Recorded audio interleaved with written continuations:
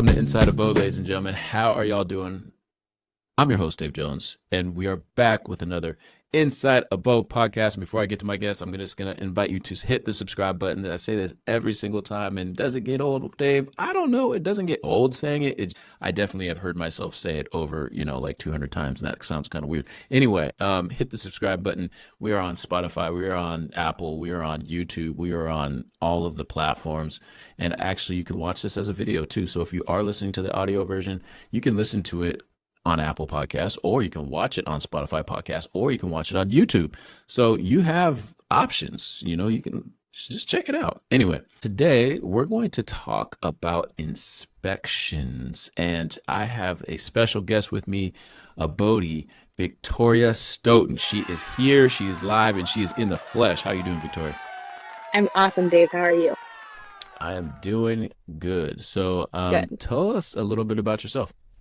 Yeah, so I've been a realtor for about 4.5 years, and I switched to Abode back a year and a half ago, I think. I live in technically University Place, but I consider myself a lifelong Tacoma-in. And I live with my husband and my son, and we have a Boston Terrier, Murphy, who is like our second child, and then our cat, Sebastian, who's kind of the neglected, like, middle child. Yeah. And yeah, I love to cook and read and write and look at houses and spend time with my family.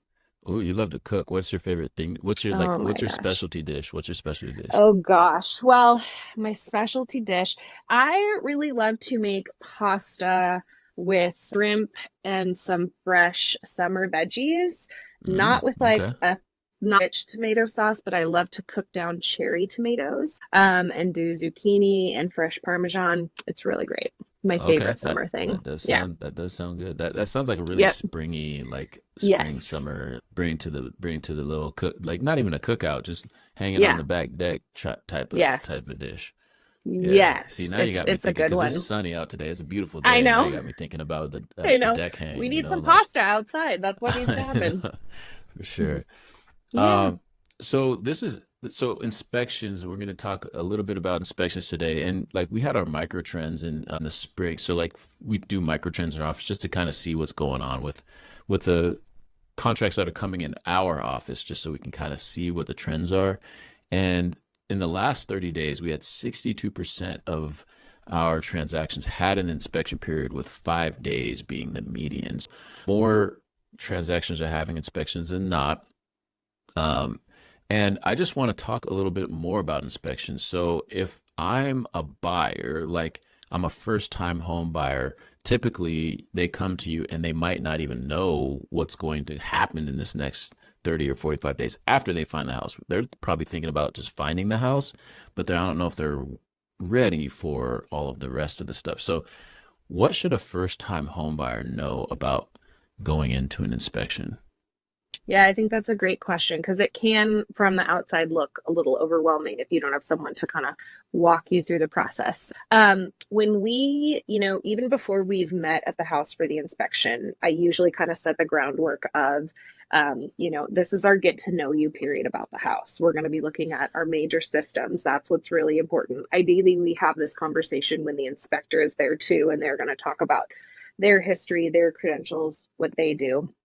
And I say, in the best case scenario, you have nothing wrong with your house, right? But there's no perfect houses. There just aren't. So Right. usually we're going to leave with at least a little to-do list of some projects for after we close. And then if there's anything major, we're going to talk about the different ways that we can handle that. But the big things are, we need to be sure your home is safe. We need to be sure you're not having to move in and spend $40,000 to $50,000 on repairs and updates that you weren't anticipating, and just make sure that you're feeling really good about your investment and where you're going to be spending the rest of your days. Yeah, I mean, so like I'm a first time home buyer, and if I'm hearing you speak, is there Yeah. an option for me to go without an inspection, and do you recommend that? I never recommend going without an inspection. There was some crazy times in 2020, 2021 where it was a little touch and go as far as if buyers Mm. were going to be able to do them. And if you aren't able to, based on, let's say, the competitiveness of that house, do an inspection, we really want to do a like kind of risk analysis. What are you Mm, comfortable taking on? What are your reserves? Can you handle a major unexpected repair? Was an inspection done on the house recently we can look at? Can we get in for a pre-inspection, which is risky because you don't always guarantee you're going to get the house, but it may be mm, the only way you can comfortably make an offer knowing yeah. about the condition of the house. And then, or do we just get someone in to do a quick major systems evaluation, which is an option too. So there's a few different ways you can handle it if you aren't able to do like a normal inspection timeline. But my recommendation is always going to be to do an inspection. It's obviously you can't see everything. You can't see in the walls. Like there can be things that happen after you close, even if you've done an inspection. But I just think going into that purchase with your eyes wide open is the best bet possible. Yeah, it's funny you mentioned 2020 and 2021. Just man, it's crazy to think that we were doing like pre-inspections before even like putting an offer in. Like that was Yes. did you do any of those at all? Like that Well, was crazy that we were actually so doing that. funny. Yeah, funny story. My husband and I actually bought in the beginning of 2020, and our first house that we wanted to offer on was really competitive. And I was our agent, and I showed up to do a pre-inspection. My friend Chad, I still use him to this day to inspect on homes, and showed up and was like, "Okay, so we're doing a pre-inspection." I was like, "Great! Like, what do we do?" I just had no idea Yeah, because yeah. I was a brand new baby agent, and I think at the time there was probably 5 or 6 other pre-inspections happening. Like that's how crazy it was. That That many like buyers were spending money without knowing if they were going to get the house. So yes, I did one of those, and then after that we just it didn't feel worth it to us. We wanted yeah. to wait to see if we'd get the house. And then I've had clients I've had a handful of clients who did them during that time period too, because it was just like the only way you were really going to stand a chance. Yeah. We literally had like point 2 weeks of like 2 weeks of inventory at that moment in time. It's a And wild just for the time. listeners, like if you're a first time home buyer Yeah. or anybody that's listening, the pre-inspection to do it before you put the offer in is so that you can make a competitive offer and say like, all right, I've already checked this out. I'm willing to live with whatever is there. And then Yeah. I'm going to waive my inspection contingency so that we can just move straight through this thing Yep. without having that little negotiation period there. So that's Correct. why we were doing that at that time, because you needed to make your deal as sweet as possible at that time, because everything was just kind of flying off the shelves before you could even like put an offer in, it seemed like. I So know. anyway, It was just giving some crazy. context. Yeah, Um, for sure. That's great. yeah, the other thing too that I was thinking about as you were talking about that is that we are a buyer beware state. So Hmm. legally it's on the buyer to, do their due diligence and if, on the home that they're purchasing. So that plays into it. Like legally we're bound by that as well. So I mean, I don't know if all states are buyer beware states or not. So I just know Yeah, that we are. I don't know either. And I think what's tricky is like we have, when someone lists their house, they fill out a seller disclosure, but it's a really Hmm. big gray area of a document. And I always tell folks, this is great information we have. If they disclose a lot, it's great. It's a great touch point for us to bring to the inspection and say, hey, they disclosed they had water issues, with the bathroom. Let's make sure we bring a moisture meter and feel the floor Yeah. around the tub and the sink and stuff like that. But also people, if they haven't lived in their house for a long time, if they haven't had any issues, like, the seller disclosure is great, but it's definitely not everything. So I always Yeah. say our inspection is our time that we find out about your house for sure. Yeah. And how much Yeah. how much does it cost? Like around just ballpark. I mean, I know there's Yeah. give or take. How much does it cost around to do an inspection? Yeah, that's a great question. I typically say for buyers to budget around $800 to $1,000 for What? their That's hold on, wait, crazy. hold on, pause for their inspection and their sewer scope. And I think that's probably high. I think Ah, sewer scopes right now are 250 and inspections kind of vary size of the house. Do you have a garage, things like that. So I think safe for a budget is probably under 600 or 700, but I always like to leave that little cushion Yeah, because yeah, what if for you have to sure. do like an additional inspection? So, Hmm. yeah, the sewer scope is really important too, especially in Tacoma, UP, for Crest. I mean, anywhere. If you have a sewer, you should be scoping it. I don't care if it's a brand new house. You need to be doing a sewer scope because you just never know what crazy stuff you're going to find. And you will find inspectors who do sewer scopes. I tend to branch out to companies where that's only what they do because Hmm. they're really the experts in all of it. And they have great referrals for if you need secondary plumbers to come look at things and stuff like that. That makes sense. That makes complete sense, because you do Yeah. have some inspectors that are doing multiple different things, or sewer scope Yeah. people might do sewers and inspections or whatever. I don't know. Yeah. Um, Yeah. how many days are granted for an inspection period? Yeah, that's a great question too. So in the contract, the default is 10. I think in my time I have seen one 10-day inspection come across my path as a listing agent. Most of the time, we're looking at 5 days or under. When it was really competitive, if you could get a contract with an inspection, it was like, I'll do it tomorrow. I mean, Yeah. 1 or 2 days. I have it lined up. I have it ready.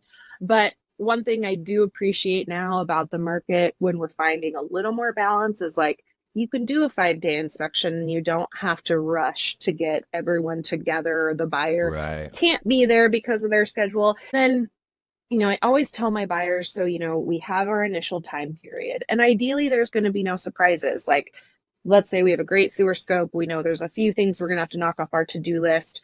Maybe we need a home warranty because our appliances are older, but there's no surprises. That's kind of it. We can work with what we have. But every now Yeah. and then, there's some curveballs, and you get an inspection report where you're like, okay, I wasn't expecting like 90% of this, and here are options. And one of them is to ask for an additional inspection, and that gives us some more time. So when you Yeah. need, like, let's say you do a sewer scope and you even need a second set of eyes on it, you have time to get a secondary inspector out there, or you need to have someone come look at the roof and say, Yeah. like, ooh, the inspector said it didn't look great, but like, can we get a few years out of it? What's the deal? So you have this initial time period, and then if you need more time, you can ask for it. And that's just a notice. You just give that to the seller. They Yeah. can't say no.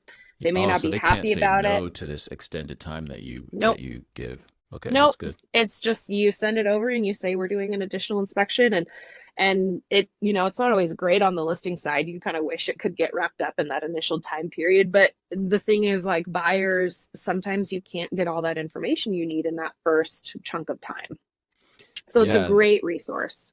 One thing, that we talked about with Maddie on the podcast was the Mm-hmm. psychology, and I mention all the time about like American culture and how we just don't barter in our society. Mm-hmm. So, Mm-hmm. so when it comes to this negotiation thing, it's kind of different for someone, because like when you're making a purchase on something, but not everything's perfect, like you can ask, and I think that sometimes people may not understand to ask.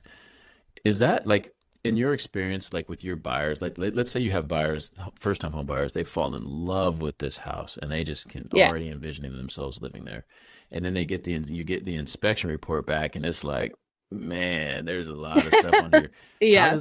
How does that, the psychology before a buyer, because buyers don't know coming into this that they might run into something like this where they get their Mm-hmm. hopes up really super high, and then the inspection comes back and it's just like, this is a lot for you to take on.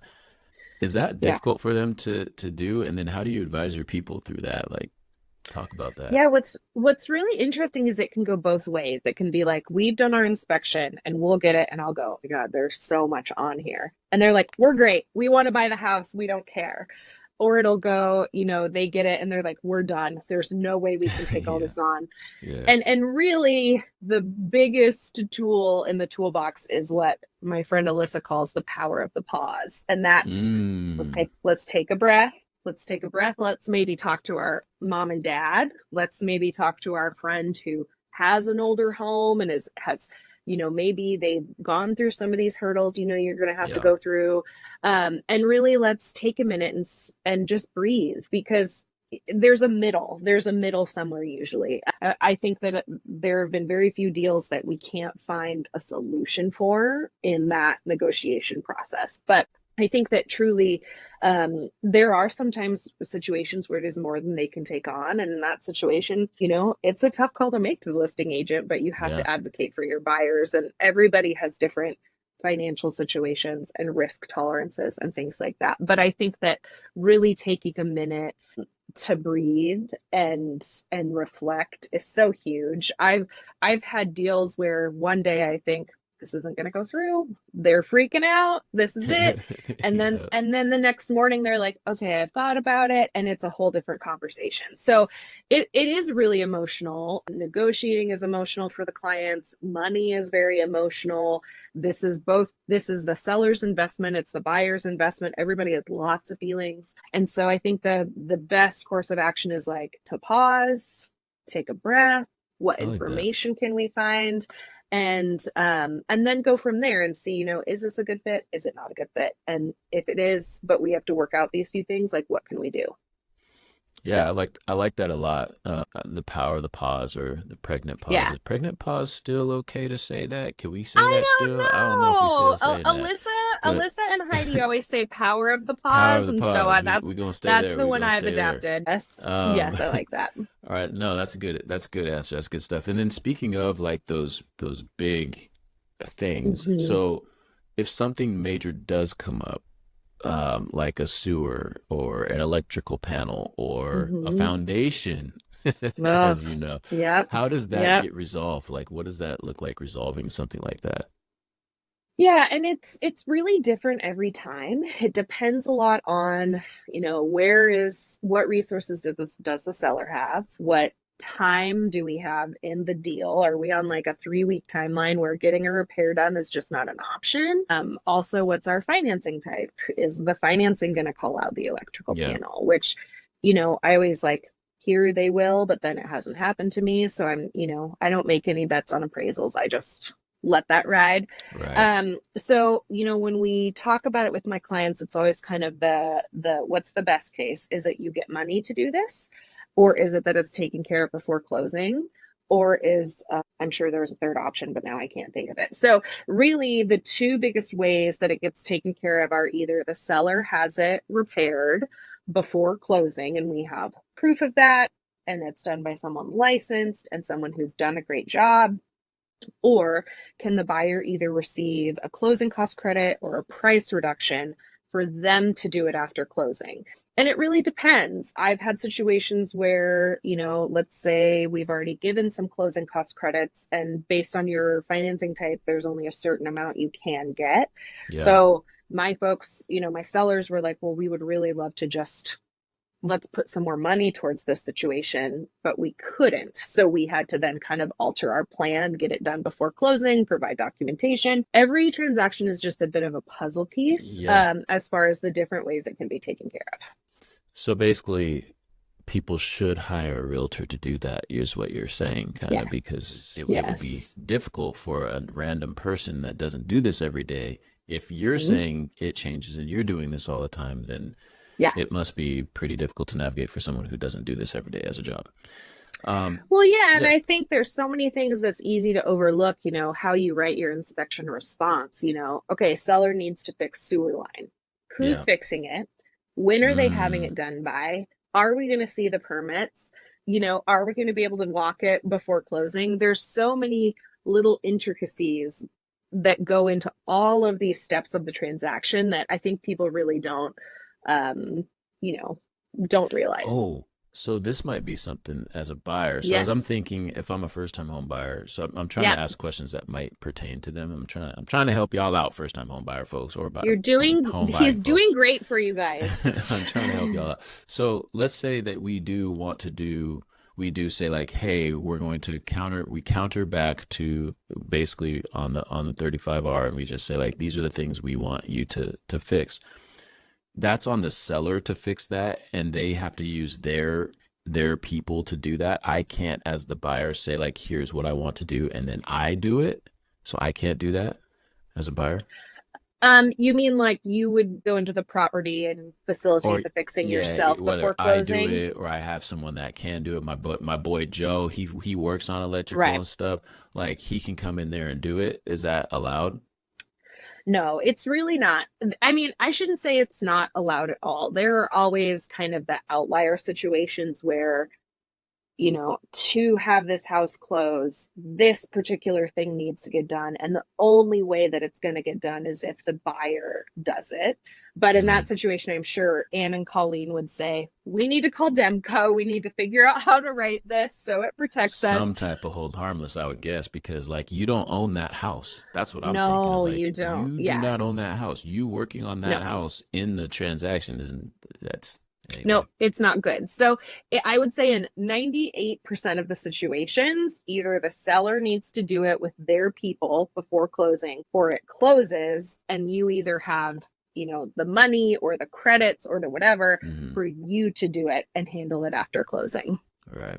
Yeah, that's Yeah. that gets dicey in my opinion. Like if Yes. you're a Yeah. buyer and you're even doing anything, or you have or No. your person or whoever is Yeah. doing anything while under contract and you don't own the house yet, like, oh, Well, and let me there's just count no the ways that can go guarantee. south. I know. I know. And it's even things like, well, hey, I'd like to split the difference on this like appliance we're going to upgrade.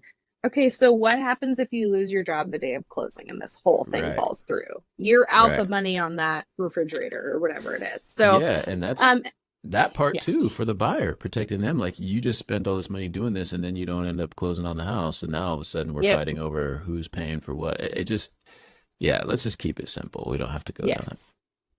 Um, Simple. Keep yeah, it nothing's simple. simple in a real estate Yes. transaction. We know that. Yeah. Sometimes, and this is my last question I have for you on this, is sometimes the seller offers a pre-inspection, and that's available for the buyer. Does this mean that we, like me being the buyer, we have to use that inspection that the seller provided? We have to use that one, and we can just waive the inspection?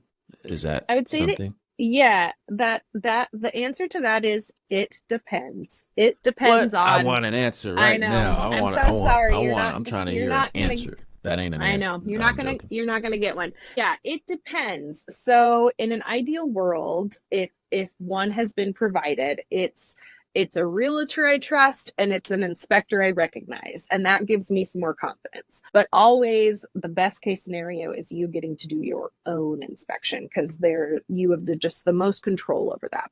Yeah. So I would say the way I like to talk about what we call seller procured inspections are if you are in a competitive situation, you're going to know more than if it wasn't there, right? If you do have no other option than to waive an inspection after you've replied to my email acknowledging your waiving inspection and that you have a right to do this, Yeah. you at least know something about the house, right? That's great. I would say if someone has done a seller procured inspection and the market has it's simmered, you're the only offer, Mm, I'm absolutely going to write an inspection contingency into that contract because why right. not? We have the time, we're not up against anyone else. And sometimes the seller procured inspections are not so much to have someone waive their inspection as a buyer, but for the seller to know what possible issues could come up if you Mm, were a buyer. hmm. So it really depends on how competitive it is in the given day and weekend and house. Yeah. No, that makes a lot of sense. Yeah. I think that we covered a lot in this small little time. I think that Yeah. there's a lot to a transaction, and this is just one Yeah. piece of it. Right. Is Just there one anything else? contingency. Just one contingency. There's others. Yeah. Yeah. Do you what else do you have? Is there anything that we did not cover on this that you'd like to share? I think I would like to give a little plug for anytime you look at an inspection report, you're going to feel probably immediately terrified. Hmm. I Hmm. actually really, at first time, if a buyer is looking and there is a seller procured report available, when I send it over, I feel like I need to call and say, don't freak out. This is Yeah, normal. yeah. Even really, really good houses have really long reports. They have to call out everything. And if it's an old house, forget it. It's going to Yeah. have twice as long of a Yeah. report, but you can still live there and have a very happy life. So, I think inspection reports, they're not ever like commenting on the great things. It's always the stuff that's wrong. And don't be afraid. Go over it with your realtor and a friend and take a deep breath. Yeah. And shout out to the sellers because I can see how getting in Yes. like I already know our the inspection report for our house.